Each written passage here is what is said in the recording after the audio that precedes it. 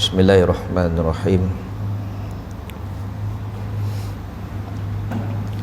Assalamualaikum warahmatullahi wabarakatuh. Alhamdulillah. Alhamdulillah nahmaduhu wa nasta'inuhu wa nastahdi wa nastaghfiruh. Wa na'udzu billahi min syururi anfusina wa min sayyiati a'malina. May yahdihillahu fala mudilla lah wa may yudlil fala hadiyalah. Ashhadu wa nashhadu an la ilaha illallah wa ashhadu anna sayyidana Muhammadan abduhu wa rasuluh. Allahumma salli wa sallim ala sayyidina wa habibina wa syafi'ina wa zuhrina wa maulana Muhammad wa ala alihi wa sahbihi wa man tabi'ahum bi ihsanin ila yaumiddin.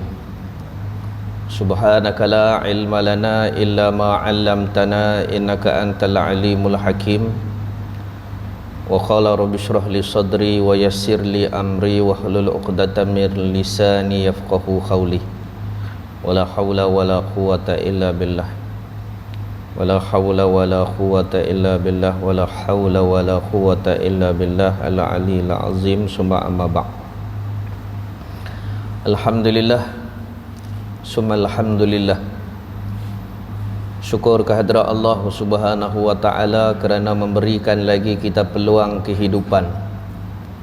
Usah dihitung berapa tahun kita sudah hidup di dunia, tetapi hitunglah amalan kita yang kita akan bawa ke sana. Patutkah kita bangga dengan menyambut tahun baru? Ada orang tanya tadi, pasal apa kita tak sambut tahun baru? Kami sambut 1 Muharram. Kedah tak cuti. Untuk apa kita seronok bila datang tahun baru? Sebenarnya lagi takut bila kita tahu usia kita bertambah, maka peluang yang ada makin berkurang. Peluang apa? Peluang untuk hidup. Mana ada orang boleh duduk tongkat langit sampai kelar? Tak ada. Paling lama umur Nabi Idris 1500 tahun, ada kata 1700 tahun umur dia, pun mati. Kalau kita duk bangga dengan kiraan nilai umur kita, kita bangga dengan banyaknya umur. Kalau banyak umur, diam berisi, diam ubi, tak apa. Makin hari makin nyanyuk, makin hari menyusahkan orang. Sebab itulah Rasulullah sallallahu alaihi wasallam ajak Abu Darda baca doa, Allahumma inni a'udzubika minal hamli wal hazan wa a'udzubika minal ajzi wa kasal. Apa dia ajzi? Nyanyuk, lemah. Sebab dia akan susahkan orang lain. Tapi dalam keadaan lemah pun ada orang umur 100 meraba-raba, merangkak lagi sampai ke masjid. Yang tu untuk panduan kita. Sanggup buat tali daripada rumah dia ke masjid, duk raba tali itulah. Tengah malam sampai. Yang kayuh gerek, cara kayuh gerek, saya ingat Tuan Imam pun kenal, Tok Umar Tabah, orang Terui. Kayuh gerek, kalau orang suruh dia jadi imam, dia baca surah Mulk tu lekat Tok Umar Tabah. Allah yarham, moga-moga Allah merahmati ruhnya. Orang tua kata apa? Ruh lah yang mendengar kebaikan dia. Pasal apa? Pasal kesungguhan dengan umur usia yang diberi Allah, dimanfaatkan untuk menjadi contoh teladan kepada yang muda. Kita ada motor besar, kita ada kereta besar, tak sampai. tu imam gurun kayuh gerek tua juga, subuh sampai dah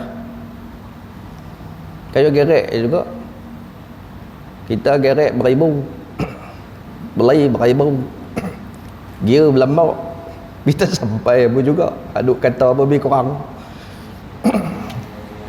Sultan mana? Okey, kata bila kita diberikan usia, peluang kehidupan, kita tinggalkan sesuatu pada anak cucu kita. Kita tinggalkan sesuatu benda yang bermanfaat kepada mereka, tunjuk teladan kepada mereka. Satu hadis Nabi SAW mengatakan, barang siapa yang mengajar melakukan kebaikan lalu diikutkan kebaikan tersebut, kan, kita dah berumur, tak ada apa dah benda kita nak bawa pergi sana, contohnya dah istakdan dah ni nak cari pergi dah apa semua, ajak orang buat baik, nasihat baik-baik, supaya bila kita tutup mata orang lakukan perbuatan tersebut, kita tumpang dalam kubur. Lepas tu budak tu pula yang kita ajak, dia pergi ajak pula orang lain. Ni dah lah tua-tua ajak buat tak senonoh, gedegang dalam kubur. Faham kot no? Hadis suruh kita buat, ajak orang tunjuk buat baik. Walaupun kita buat baik tu tunjuk benda sedikit saja. Contoh, keluar pada masjid, siapa yang mai lewat, dia perbetui kasut arah keluar. Tu dia abang kat budak ni, mai buat yang ni.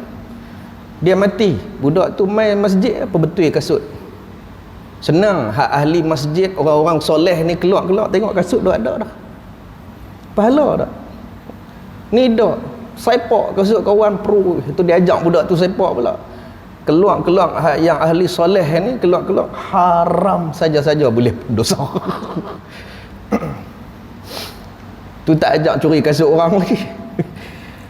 Allah, tuan-tuan, kita ni berumur dah tuan-tuan, duk jam celek saya 47 dah tahun ni.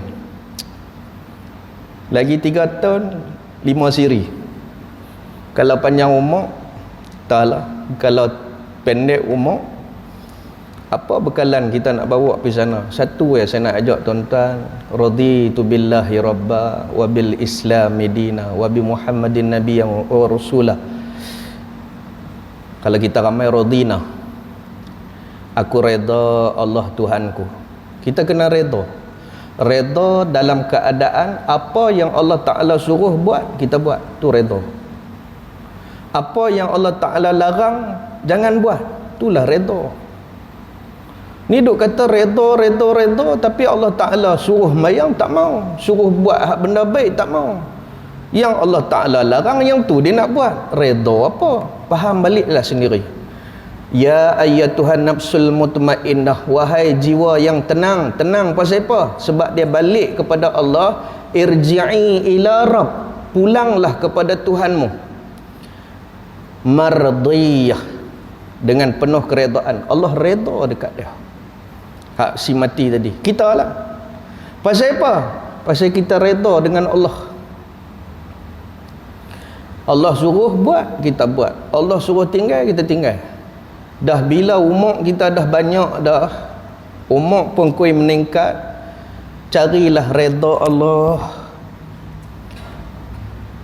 Wabil islami dina, Islam tu cara hidup kita.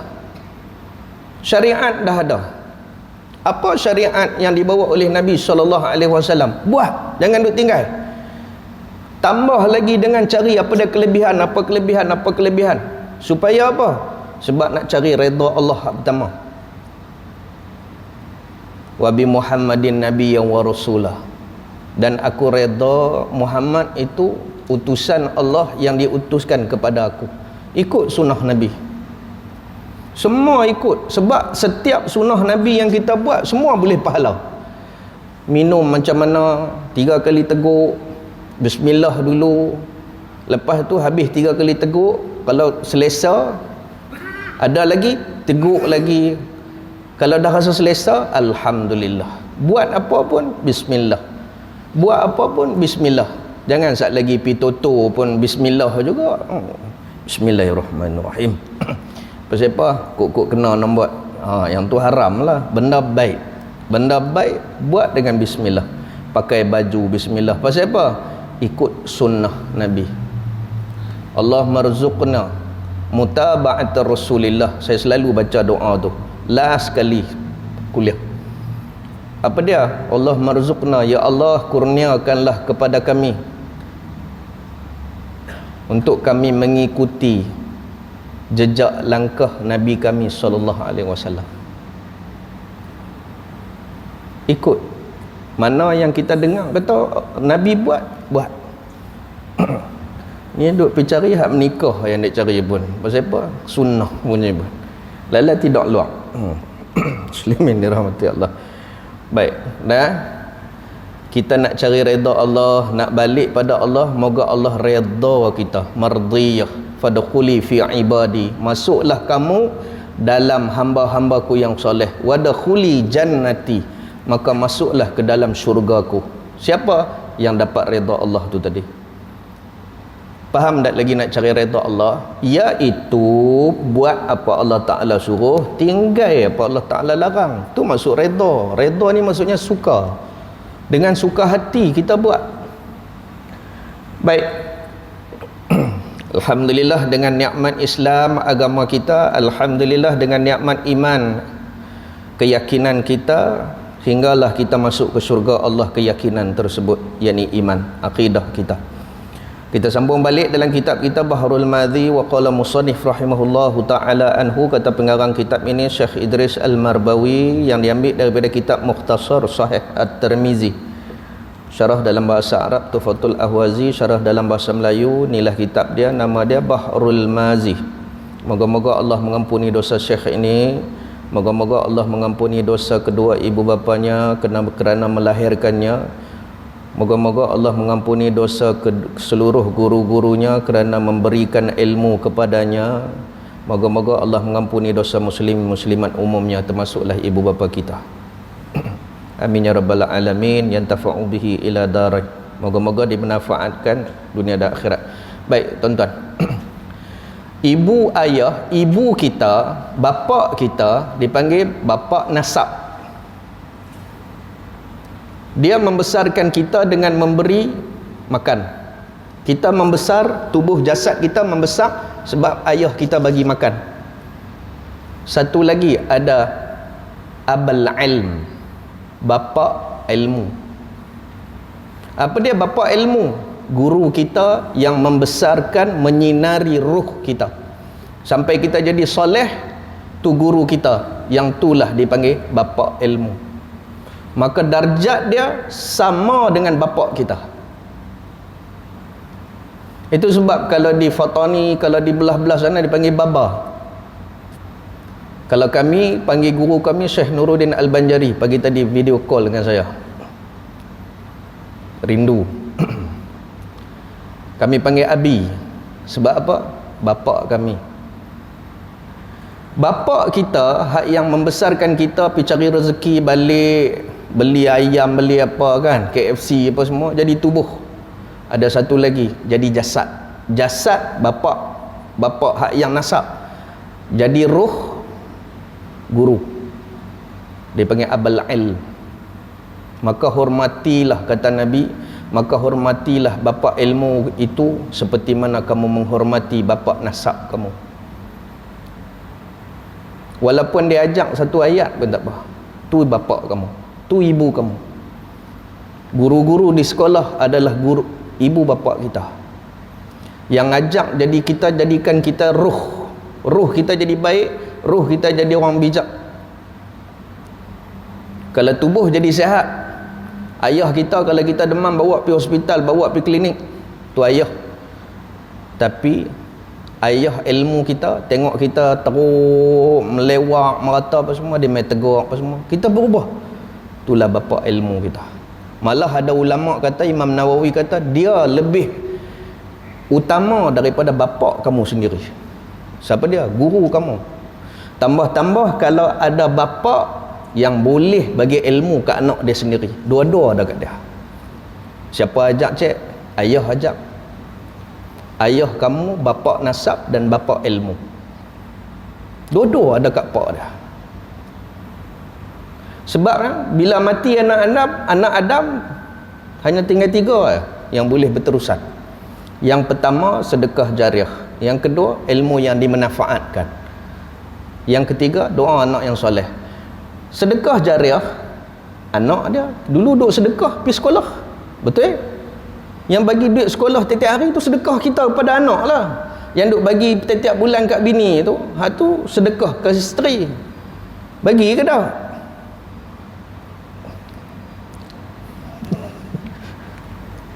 Okey. Yang kedua, bagi ilmu. Kalau dia anak kita, kita kena bagi ilmu. Kalau tak ada, upah orang lain main ngajak. Tu pun jenuh. Suruh kita ajak anak dia. Awak kita ni malaikat kot, tak payah kencing, tak payah berak, tak payah menikah, tak payah makan. Pun juga, jadi juga hatu pun.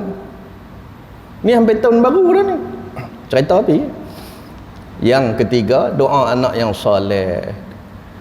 Dia tak ada ibu bapa, ataupun ibu bapa dia dah meninggal, dia akan doa pada guru-gurunya pula. Sama, sebab yang ni membesarkan hingga menjadi tubuh yang sehat, yang ni membesarkan hingga jadi ruh yang baik. Faham tuan-tuan? Tu sebab bila kita baca doa, tolong baca dekat guru-guru kita sama, sebab dia ajak kita buat baik.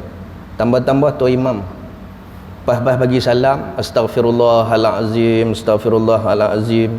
Lepas tu lah, tuan-tuan, saya nak tanya tuan-tuan, wirid lepas sembahyang tuan-tuan boleh tahu mana? Tak, Ustaz. Tuan-tuan boleh tahu mana wirid lepas sembahyang? Pasal duk main jemaah. Kalau suruh pergi hafal, pakai doa lah. Cek, hafal wirid lepas sembahyang, pakai doa lah. Tapi pasal duk pi surau, duk pi masjid, Allahumma antas salam wa minkas salam, sampai sudah. Sebab itulah Imam Nawawi kata, zikir lepas mayang biar jahar. Apa dia jahar? Jelas, bagi derah. Tapi sini ada masalah juga kalau kita tengok orang sembahyang slow sikit. Slow sikit sebab ada orang sembahyang. Tu lebih utama. Kita takut depa lupa rakaat. Kita pula menengok. Slow lah sikit. Tapi kalau siapa yang ajak hang sampai hang mati, tu zikir-zikir wirid semayang tu imam hang.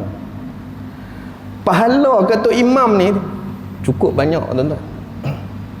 Mai-mai pula ganti tu imam pula. Oh, tu imam ni bawa pula. Ada lagi rupanya. Saya nak tambah satu lagi. Selalunya orang bagi salam, Assalamualaikum warahmatullahi wabarakatuh. Allahumma inna nas'aluka ridhaka wa jannah. Assalamualaikum warahmatullahi wabarakatuh. Wa na'udzubika min sakhatika wan nar. Habis. Allahumma inni pada izhaba anni hamli wal hazan. Sapu muka. Ya Allah, hilangkanlah wajah duka cita daripada wajahku, ya Allah. Orang tengok kita seronok. Ada doa ada. Itu saya dapat. Lepas tu kita akan baca alhamdulillah sampai yang tadmirah. Surah Yunus ke surah apa atas last sekali tu. Saya nak bagi satu lagi. Tuan-tuan jadi ke amalan ni. Yang ni saya ambil daripada adinda saya, Ustaz Wadi Anwar. Dia kata ramai di Malaysia suka baca alhamdulillahilladzi tu, tapi kurang baca hak ni. Sedangkan ada dalam hadis Nabi suruh apa dekat sahabat, lepas sembahyang jadikan dia sebagai wirid atau doa. Apa dia? Habis bagi salam, sapu muka, Allahumma a'inni ala dzikrika wa syukrika wa husni ibadatik. Hadis sahih. Ingatkan doa tu kan, jadi keamalan. Sebab apa? Sebab doa dia ialah, ya Allah, tolonglah aku, bantulah aku untuk mengingatimu. Maka akan lekat solat kita. Allahumma a'inni ala zikrika, ya Allah, bantulah aku untuk mengingatimu. Wa syukrika, dan bersyukur kepadamu. Wa husni, dan perbaikilah segala amal ibadahku. Semua ibadah kita akan jadi elok. Kalau tak boleh bawa waktu lepas bagi salam, bawa waktu doa. Tak pun bawa dalam zikir wirid. Boleh tuan-tuan.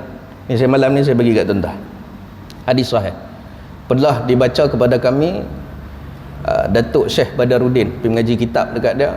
Dia baca yang ni. Ada kan sebut. Ya, jadikan dalam amalan zikir, dalam wirid sembahyang ataupun dalam doa. Tapi saya selalu bawa dalam Assalamualaikum. Siapa-siapa tu, InsyaAllah ibadah kita kue cantik sebab kita minta pada Allah. Sembayang kita akan ingat. Siapa hak sembayang rasa cula, Allahumma a'inni ala zikrika wa syukrika wa husna ibadati. Ada orang tambah wa ta'atika. Itu tambahan ulama untuk mentaatimu. Ya, tambah. Boleh tuan-tuan? Okey. Tak malu lagi kita. Pasal bab puasa, lagi 100 hari lagi kita nak Ramadan, insya-Allah tuan-tuan. Ya. Moga-moga kita dapat bertemu dengan Ramadan. Allahumma barik lana fi Sya'ban wa Rajab wa Sya'ban wa balighna ila Ramadan. Amin. Baik, masalah 78 masalah puasa dan tiada puasa, manakah yang lebih afdal ketika musafir?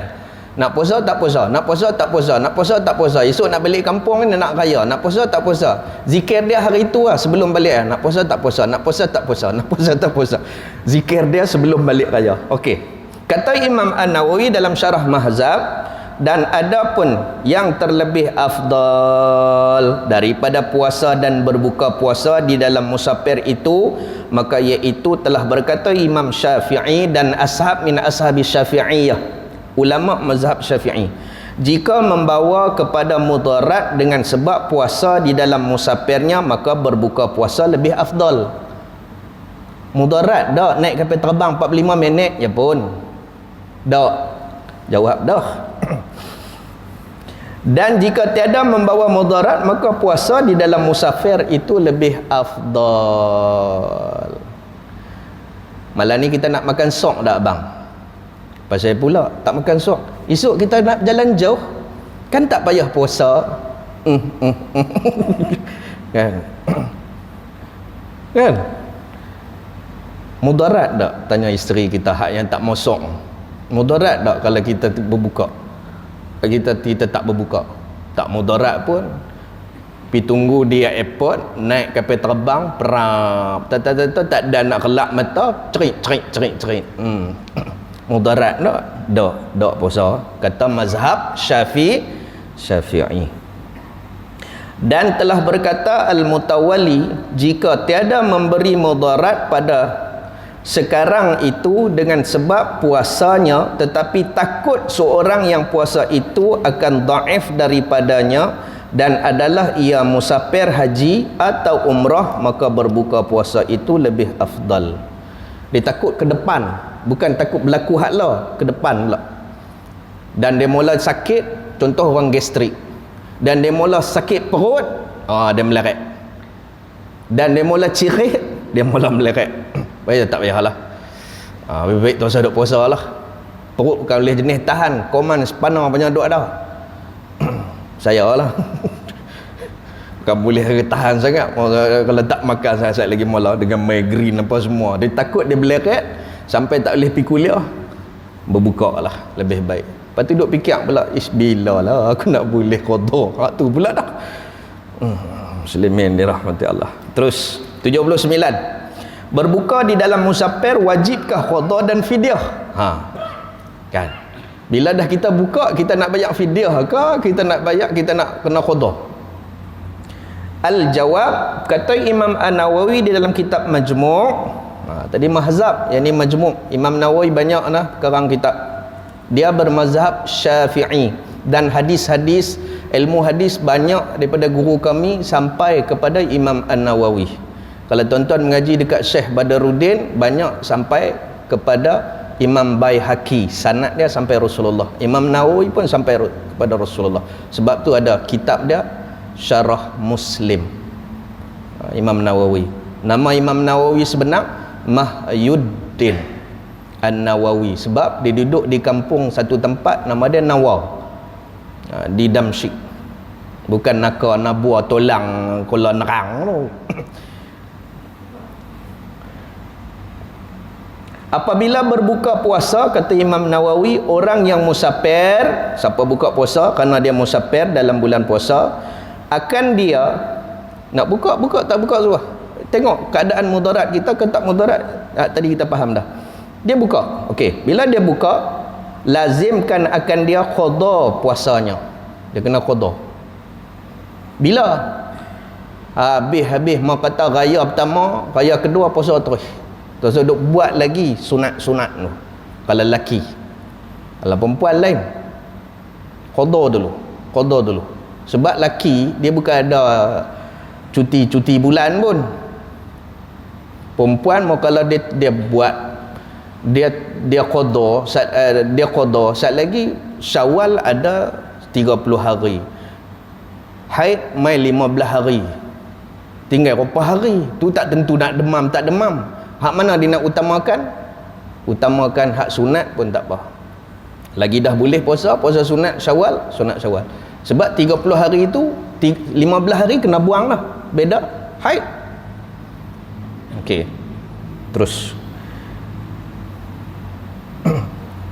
Dan tiada fidyah kerana firman Allah Ta'ala, faman kana minkum maridan aw ala safarin fa'iddatun min ayyamin ukhar. Tak boleh fidyah, dia kena qada puasa tadi. Maka barang siapa yang ada daripada kamu itu sakit, maksud daripada ayat Quran tadi, atau apa dia ni, apa dia ni, citanya atas menyempurnakan musafirnya, citanya. Okey, niatnya untuk menyempurnakan musafirnya, maka berbukalah ia, kemudian wajib atasnya mempuasakan sebilang hari yang berbuka ia daripada beberapa hari yang lain. Tak sebut pun fidyah, tapi sebut puasa pada hari yang lain. Fa'iddatun min ayyamin ukhra. Terus 80 masalah berbuka puasa siang hari sedang musafir, apa hukum? Kena cerita juga. Siang hari, tengah-tengah matahari kita makan. Hukum makan bulan puasa haram. Letak dalam kepala saya. Siapa makan siang hari haram, yang mengaku beriman. Siapa mengaku beriman, makan siang hari haram, melainkan sakit dan musafir saja. Kan kita tangkap pegang, abang sakit ke? Dak. Abang puasa, abang musafir ke? Lagi dak. Lepas tu pasal apa? Saya geng 16 Ramadan. Tak geng 16 Ramadan. Aziz Hamid Osman apa mau cerita Mamat Khalid noh. Yalah naik van banyak noh. Siapa makan siang hari bulan Ramadan, haram atas dia makanan tu. Melainkan sakit dan musafir saja. Dua orang ni ya boleh makan. Okey, orang perempuan dia mai haid, tu sakit, maka dia dibolehkan makan, tapi tak boleh makan. Sila ambil dok ke pepok ayam malam. Sila pang boleh tahu. Tak boleh tunjuk ke orang sebab takut jadi fitnah. Okey, mari kita bincang. Kalau tengok budak-budak ke hak duk makan siang hari, tua ke duk makan siang hari, duk pi belakang kedai Cina duk order mi goreng. Ada saya dapat 2 orang. Kedai Cina pi kat belakang. Buah daging apa pun tak tahu lah. Tu yang semak perut habis dah. Pegang balik bawa lah. Geng plastik hitam nang cerita. Tu tak ni tu kat belah jeti lagi pun duk ada agak. Bila kita kata pasal apa buka awal, dia kata mana ada SSM kata tak boleh buka awal. Dia pandai jawab kat situ pula dah. Nak menega mana boleh ada hak-hak buat tu buka. Dak ni orang beriman.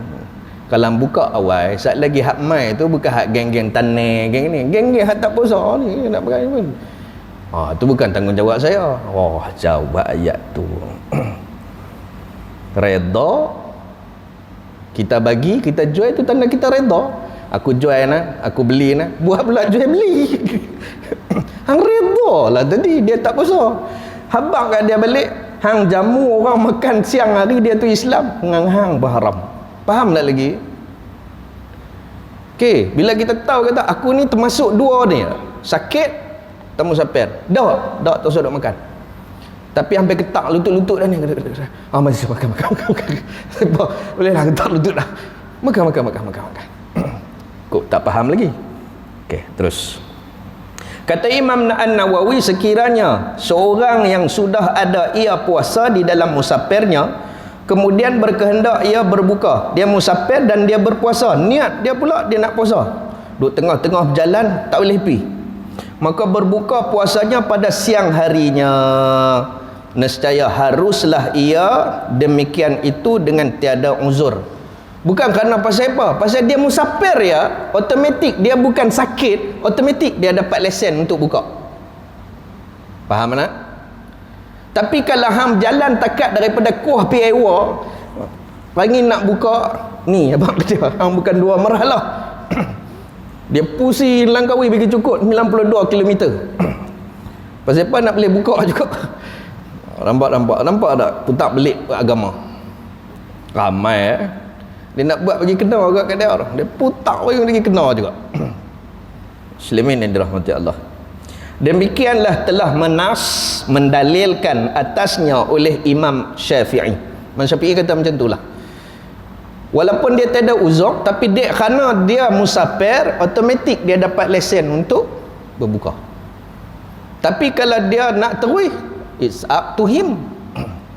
Itu ya dah. Okey. Dan telah memutus dengan dia oleh sekalian ashab, semua ulama-ulama yang bermazhab Syafi'i sependapat. Kadang-kadang ada juga ulama yang bermazhab Syafi'i pun khilaf antara ashab. Imam Bahaki kata macam ni, Imam Nawawi kata macam ni, Imam As-Suyuti kata macam ni. Contohlah Imam Ibnu Hajar Al-Haytami kata macam ni, Imam Ibnu Hajar Al-Asqalani kata macam ni pula. Dah, hak ni sepakat. Muslimin yang dirahmati Allah. Dan padanya ihtimal sahib al-mazhab dan Imam al-Haramain bahwasanya tiada harus ia dengan menghikayat akan dia oleh Ar-Rifa'i akan satu wajah. Ihtimal ni maksudnya dia ada sedikit permasalahan lah yang perlu kita bincangkan dalam mazhab. Siapa dia? Imam Haramain tiada harus ia, tak boleh dia, melainkan kalau esok macam ni kata Imam Haramain, kalau tahu kata esok dia nak musafir 2 marhalah, dia tak boleh puasa dah daripada awal, tak ada nawai itu sama Ramadan dah, tak payah macam tu. Tapi kita mazhab Syafi'i, kita niat juga, mangkit juga mangkit maksud apa? Esok kan macam isteri kita kata tadi, bukankah esok kita nak berjalan kah wahai adinda, wahai kekanda, kita nak pulang ke kampung halaman kerana menyambut hari raya? Dah niat juga puasa, tiba-tiba mai tengah hari letak tak lutut-lutut. Pasal apa? Naik feri, turun feri, pi Sahab Perdana, Ligan, Bah, semua jenuh dengan bawa rembiang dengan beg dengan anak-anak. Lepas itu isteri kata, tu dia lah. Kata ayat tu. Maka masa tu boleh berbuka. Ataupun dia tak sakit apa, tapi rasa macam nak sampai pukul berapa ni, memandang kepada hadapan, nampak ada orang jual kan, nampak ada orang jual ayat tebu, dengan ayat tebu paik dah. Tahu ayat tebu paik daripada cekerai duk nampak ada orang jual ayat tebu. Beda nak bagi semangat, bagi ada tenaga. Macam hal tadi, kalau dia berpuasa hari ni boleh menyebabkan hari seterusnya dia jadi teruk, lebih baik buka. Faham ke hal tadi? Muslimin yang dirahmati Allah. Masalah musafir, orang yang bermukim, bolehkah ia berbuka pada hari itu? Orang bermukim ni dia tak ada qaryah kampung, mukim besar. Dia buang ni ada pasal tuan-tuan mayang masjid mana? Jumaat.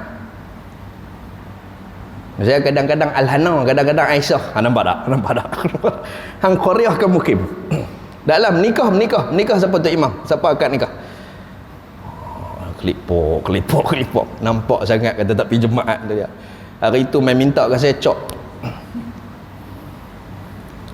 Siapa minta kat saya bukan ada cok pun, saya kata. Dia cop nak nikah, cop zakat, apa semua, tu imam yang ada. Hai, bukan hari tu ustaz baca khutbah. Oh, kalau aku baca khutbah aku jadi tu imam masjid tu.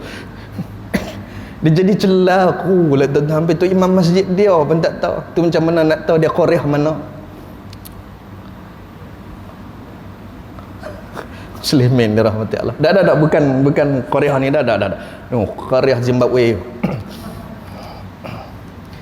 La ilaha illallah. Hari tu dia rajin ikut mai jemaah, tengok saya. Dia ingat saya lah tu imam. Dah saya tak boleh cop. Dia kena ada cop jata negeri Kedah, tengah-tengah tu dia ada nombor imam. Bukan calang-calang nak boleh cop tu tuan-tuan. Oi, bukan senang lah tuan-tuan. Lepas tu saya tak boleh cop. Meratus pula kat kita. Popeh. Loh. Muslimin dirahmati Allah. Nah, okey, mukim ni orang yang menyewa. Orang ahli qaryah, rumah dia sendiri. Faham kan? Senang nak bagi faham kata Syekh Zakaria Wamsak. Kalau dia menyewa, tu bukan rumah dia. Silat-silat kalau tuan rumah halau, bila-bila dia boleh ubah, dipindah tang mana-mana. Tu maksud dia mukim. Orang mustatin, orang qaryah betul, dia panggil apa dia satu lagi satu mukim, satu lagi mustatin kalau tak silap, betul lah tu. Dia tu rumah dia sendiri, dia duduk di situ. Memang dia duduk di situ lah. Mati dia pun tahun tu lah, agak-agak lah kot. Okey. Orang bermukim, baru kita pakai balik, kita tengok balik apa dia nak kata.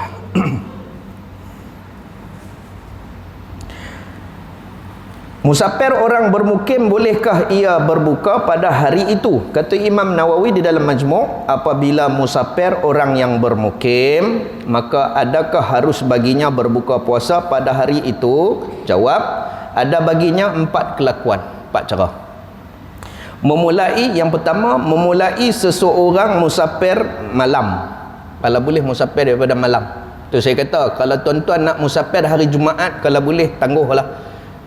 Petang Jumaat atau malam Jumaat, maksudnya hari Khamis malam tu, jangan sampai subuh.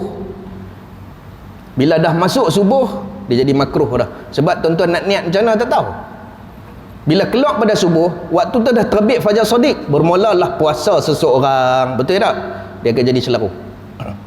Kita mai tang ni, ada yang mai tang ni bermukim, dia nak balik raya, dia bukan mai tetap di sini. Saya pasal orang bagi rumah, jadi tetap mah automatik. Hak yang tak ada rumah, mai kerja sini, dia bermukim. So dia nak balik kampung dia nak balik apa semua, dia kena balik hari Khamis. Kalau nak cerita dia nak kena Jumaat, tak Jumaat tu. Tapi kalau dia keluar hari Jumaat juga, wajib juga atas dia sembahyang Jumaat. Tapi kalau dia keluar sebelum hari Jumaat atau petang, dia ambil ferry boat lah, atau dia sendiri ada boat, naik pergi tengah-tengah malam tu, talau api belah tu, dia ada boat sendiri. Boy. Maksudnya sebelum subuh dia tak perlu sembahyang Jumaat. Tu beza dia dalam mazhab Syafi'i. Begitulah juga orang yang bermukim ketika dia keluar Allah. Cepat hit. Tu baru satu. Seorang memulai seseorang yang musafir malam-malam dan bercerai ia dengan rumah dia, hak dia sewa tu tadi, orang yang di negerinya sebelum fajar. Dia kena keluar sebelum subuh. Kata Syekh Zakaria Wamsak, kena keluar sebelum subuh. Kalau hang keluar lepas tu, kena Jumaat. Kalau hari Jumaat lah. Kalau yang ni dia ada masalah, dia nak kena niat tak niat, dia kena puasa. Asal-asal lu. Maka hukumnya harus ia berbuka puasanya dengan tiada khilaf kalau dia keluar sebelum subuh. Yang kedua, memulai musafir seorang malam-malam dan tiada bercerai ia dengan sekalian rumahnya. Keluar-keluar tak duk nampak lagi rumah, duk nampak bumbung subuh di negerinya, melainkan kemudian daripada fajar, maka pada mazhab Syafi'i yang ma'ruf daripada segala nas, tiada hari baginya berbuka. Tiada hari ke harus? Harus. Alik roya. Tiada hari baginya berbuka puasa pada hari itu. Pasal apa? Hang kena puasa juga. Keluar tak ada nampak rumah lagi, tiba-tiba fajar dah. Tapi Langkawi tak boleh lah jadi macam tu. Mana ada boat ferry yang subuh-subuh. melainkan kok mati, emergency, keluar daripada hospital kan, nak kena pi juga. Tu kena pi kepak tangan dulu baru pi hospital, berhentak malam-malam tu juga boleh teratur.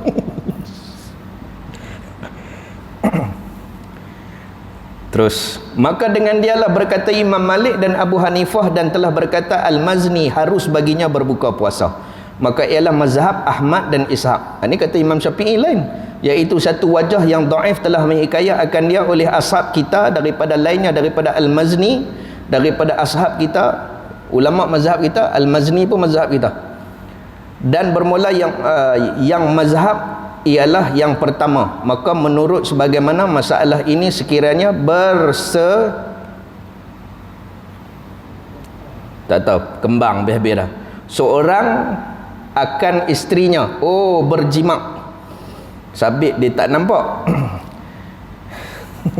Seorang akan istrinya pada hari itu, nescaya lazim akan dia oleh kifarat. Dia keluar, lepas tu dia buat siang hari 60 hari berturut-turut. Ada yang tak tahu lagi ke? Ya, sebab wajib atas dia puasa. Faham tak? Kalau buat pula dah. Kalau siang hari dengan isteri 60 hari berturut-turut, hari ke-59 demam, tak boleh puasa, mula balik satu balik, maka tersedut terbiang. Bulan Ramadan kunci.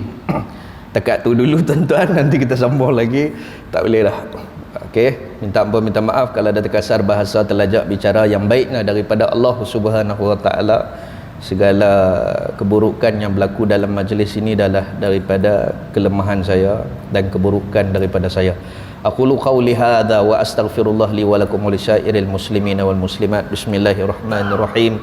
Allahumma faqihna fid din wa 'allimna ta'wil ila siratikal mustaqim.